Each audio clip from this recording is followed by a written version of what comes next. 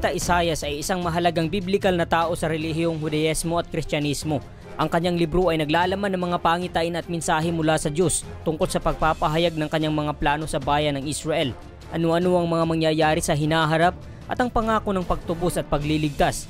Nakasaad din sa kanyang libro ang pagtupad ng Diyos sa kanyang mga pangako sa kabila ng mga pagsubok at kahirapan na mararanasan ng Israel. Bagamat ang kanyang libro ay umabot ng mahigit sa 60 kabanata, hindi kumpletong nakasaad dito ang personal na buhay ng propeta. Sino ba talaga si Propeta Isaias? Ano-ano ang mga katotohanang bagay tungkol sa kanya? At ano nga ba ang hirap na kanyang sinapit dahil sa kanyang tapat na pananampalataya sa Diyos? Manatiling nakatutok dahil yan ang ating aalamin sa video na ito.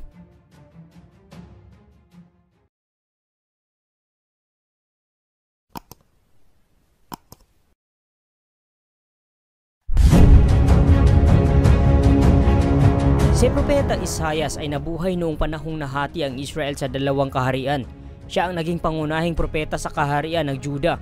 Pinaniniwalaang siya ay ipinanganak noong ika-8 siglo BC. May mga scholars na nagkiklaim na si Isaias mismo ang sumulat ng kanyang mga libro. Samantala may mga scholars naman ang naniniwala na ilang bahagi lamang nito ang sinulat ng propeta. Simula sa kabanata 1 hanggang ika-39, ito ay iniuugnay nila sa makasaysayang Isaias na sumasalamin sa kanyang mga pahayag noong ika-8 siglo. Nang maglaon, may mga hindi pinangalanang propeta o mano ang dumugtong sa sulat kamay ni Isaias mula sa mga kabanatang 40 hanggang 66 na kabanata na isinulat ng mas huli, maaaring noong panahon ng pagkakabihag ng mga Hudyo sa Babylonia o noong panahon ng kanilang paglaya.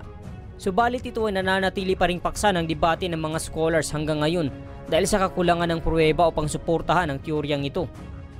Batay sa Biblia, sa libro ni Isaias Kabanata 1, unang berso, ang aklat na ito ay naglalaman ng pangitain ni Isaias na anak ni Amos tungkol sa Juda at Jerusalem noong panahon ng paghahari sa Juda ni Uzias, Jotam, Ahaz at Hezekias. Binibigyan tayo ng impormasyon ng Biblia na si Propeta Isaias ay anak ni Amos. Ngunit hindi direktang sinabi na ito ay si Amos na propeta ng Diyos sa lumang tipan. Subalit ayon sa mga sinaunang rabbi, si Isaias ay ina po ni Juda at Tamar at ang kanyang ama na si Amos ay kapatid ni Haring Amaziah. Kung pagbabasihan ng Biblia, nakasaad na nabuhay siya noong panahon ng paghahari ng 4 na hari ng Juda. Ang una ay si Ozias na naghari mula noong mga 783 hanggang 742 BC. Ang huling binanggit naman ni si Haring Hezekias na naghari mula 715 hanggang 686 BC. Ngunit kung susuriin ang tinatansyang mga taon na ito, ay naging dahilan kung bakit hindi pa rin sigurado ang mga scholars tungkol sa tunay na detalye kung sino talaga ang sumulat ng aklat ni Isaias at kung gaano karami ang sariling sulat nito. Dahil may mga ulat na natapos ang kanyang aklat matapos ng pagkakabihag ng mga Hudyo sa Babylonia na naganap noong mga ika-6 na siglo at mahigit 100 taon na ang nakalipas pagkatapos ng kamatayan ni Propeta Isaias. Kaya hindi rin nila lubusang matukoy kung kailan talaga ang eksaktong kapanganakan ng propeta. Gayunpaman, pinipili ng Diyos kung sino man ang kanyang naisin ayon sa kabutihan ng puso ng isang tao.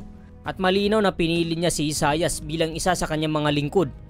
Ang Isaias ay isang panlalaking pangalan na nagmula sa pariralang Hebreo na Yeshayahu na nangangahulugang The Lord is Salvation o ang Panginoon ay kaligtasan. Si Isaias ay nagprophesy sa panahon ng kasabay ng pagprophesy ni na Propeta Hosea sa Northern Kingdom of Israel at Propeta Micah sa Juda. Hindi binanggit sa Biblia kung sino ang kanyang ina at ano ang pangalan ng kanyang asawa. Sa halip sinabi lamang dito na siya ay nakapag-asawa ng isang prophetess o propetisa at nagkaroon sila ng 2 anak na lalaki na nasusulat sa Isaias 7:3 at Isaias 8:3. Ayon dito, sinabi ng Panginoon kay Isaias, "Isama mo ang anak mo si Shear-Jashub at salubungin ninyo si Ahaz sa dulo ng daluyan ng tubig na nasa itaas ng lugar na pinag-iimbakan ng tubig, malapit sa daan papunta sa pinaglalabhan." Ang Shear-Jashub ay nangangahulugang "A remnants will return" at sa ika-8 kabanata, ika-3 berso ang nakasulat, "Pagkatapos sumiping ako sa aking asawa, hindi nagtagal, naglihi siya at ng anak ng lalaki. Sinabi ng Panginoon sa akin, pangalanan mo siyang Maher-Shalal-Hasbaz." Ang salitang Maher-Shalal-Hasbaz sa Hebreo ay nangangahulugang mabilis na pandarambong na tumutukoy sa napipintong pandarambong sa Samaria at Damascus ng hari ng Assyria na si Tiglath-Pileser III na nakasulat sa Isaias 8:4. Sapagkat bago pa siya matutong tumawag ng tatay unan, ang kayamanan ng Damasco at ang mga nasamsam ng Samaria ay dadalhin ng hari ng Assyria.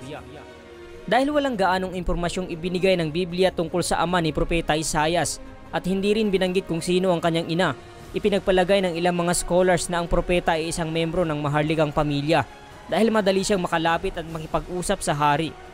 Lingid po sa marami, sa sinaunang kaharian ng Juda, may mahigpit na hierarchy sa lipunan. Hawak ng hari ang pinakamataas na kapangyarihan, sinundan ng mga maharlika, pari, mga sundalo, at mga ordinaryong mamamayan. Ang direktang pakikipag-usap sa hari ay limitado para sa mga ordinaryong tao sa sinaunang Juda. Ngunit si Propeta Isaias ay direktang nakikipag-usap sa hari. Balikan natin sa Isaiah 7:3 hanggang 4 at Isaiah 38:1 hanggang 22. Sinabi ng Panginoon kay Isaias, "Isama mo ang anak mong si Shear-Jashub at salubungin ninyo si Aha sa dulo ng daluyan ng tubig na nasa itaas ng lugar na pinag-iimbakan ng tubig, malapit sa daan papunta sa pinaglalabhan." Sa 4, ito ang sasabihin mo sa kanya, "Humanda ka, pumanatag ka at huwag matakot. Huwag kang kabahan dahil sa tindi ng galit ni Haring Rezin ng Aram at Haring Peka na anak ni Rimalya. Ang dalawang ito'y parang mga tuod ng puno na umuusok pero walang apoy." At sa Isaiah 38, nakipag-usap siya sa nooy naghihingalong hari na si Hezekiah. Hindi sinabi sa Biblia kung papaano at kailan namatay si Isaias.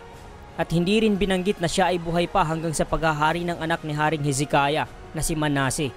Ngunit ayon sa mga extra-biblical sources at sa mga hindi canonical na mga teksto, sinasabing ang propeta ay buhay pa rin hanggang sa paghahari ni Haring Manase noong 686 hanggang 642 BCE at sa kamay din mismo ng hari nangyari ang masaklap na kamatayan ng propeta. Ginawang batayan nila ang nakasulat sa aklat ng mga Hebreo 11:37 dahil ito'y nagbibigay pahiwatig sa kung ano ang sinapit ng mga martir o mga taong may tapat na pananampalataya sa Diyos. Ang nakasulat, "Pinagbabato ang iba hanggang sa mamatay, ang iba naman ay nilagari hanggang mahati ang katawan nila, at mayroon ding pinatay sa espada. Ang ilan sa kanila ay nagdamit na lang ng balat ng tupa at kambing. Naranasan nilang maghikahus, usigin at apihin." Ang sinaunang Jewish Christian tradition, nagmumungkahi na si Isaias ay ipinapaslang ni Manase noong sa pagitan ng 695 hanggang 642 BC. Siya ay tinali sa loob ng isang sako, inilagay sa loob ng guwang ng isang puno ng kahoy, at pagkatapos ay ipinalagari hanggang mahati sa dalawa ang kanyang katawan. Ang kwentong iyan ay nagmula sa hindi kanonikal na aklat na tinatawag na Ascension of Isaiah na isinulat noong mga 150 AD at naghahayag ng kwento hinggil sa pagkamatay ni Isaias. Batay sa librong ito, hinulaan ni Propeta Isaias na ang masamang anak ni Haring Hezekiah na si Manase ay pahihirapan at papatayin siya at tatalikuran ang mga utos na ibinigay ng kanyang mabuting ama na si Hezekiah. Pagkamatay ni Hezekiah, iniukol ni Haring Manase ang kanyang sarili sa paglilingkod kay Satanas. Kaya si Propeta Isaias ay umalis patungo sa kabundukan ng Bethlehem kasama sina Ananias, Joel, Habakuk at iba pang tapat na mga lingkod ng Diyos. Si Belkera, isang huwad na propetang nagsilbing tagapamagitan ni Satanas at ng mga walang Diyos na umiibig sa sanlibutan, ay inakusahan si Isaias na naguudyok ng kaguluhan laban kay Manase. Dahil ang huwad na propeta ay napupuot kay Isaias ukol sa kanyang makabuluhang mga propesiya ng kaligtasan sa pamamagitan ng darating na Mesiyas. Kaya ipinaaresto ni Manase si Isaias at pagkatapos ay ipinalagari sa kalahati gamit ang lagaring kahoy.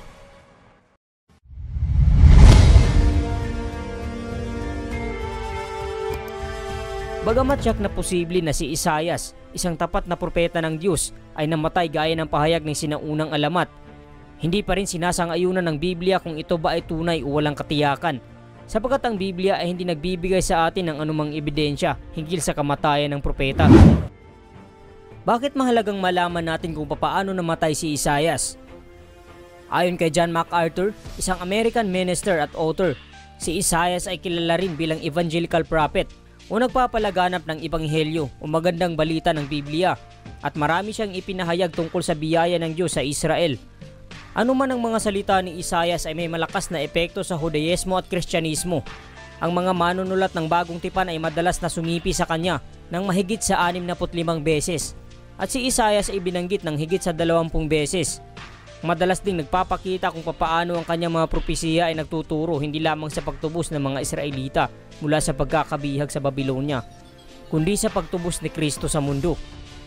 Isa rin sa mga kakaibang bagay tungkol sa Biblia ay marami tayong nalalaman tungkol sa buhay ng mga propeta na hindi sumulat ng mga aklat, tulad ni na Elijah at Eliseo. Ngunit kakaunti lang ang alam natin tungkol sa buhay ng mga sumulat, tulad ni na Isaias at Daniel. Inaalam at inaalala natin kung papaano namatay ang isang tapat na lingkod ng Diyos, hindi upang sumamba sa Kanya, kundi upang magbigay ng inspirasyon sa atin na kahit na gaano man kalupit ng kanyang pinagdadaanan upang ipaglaban ang kanyang pananampalataya sa Diyos, at kahit na gaano man kalupit ang nagagawa ng tao upang tugisin ang paniniwala ng isa, sa huli ay tatanggapin niya ang gantimpala na nagmula sa Ama sa langit. Matthew 5:10. Pinagpala ang mga inuusig ng dahil sa kanilang pagsunod sa kalooban ng Diyos, sapagkat kabilang sila sa kaharian ng langit.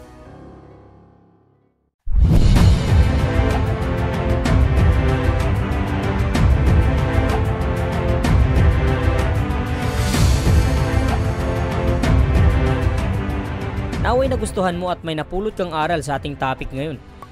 At kung nagustuhan mo ang video na ito, ay huwag mo namang kalimutang mag-iwan ng like at subscribe. At i-share mo na rin upang mas marami pa ang makakapanood. Tandaan, higit na mainam sa ginto ang magkaroon ng karunungan at higit kaysa sa pilak ang magkaroon ng pangunawa. Hanggang sa muli at maraming salamat sa pagsubaybay.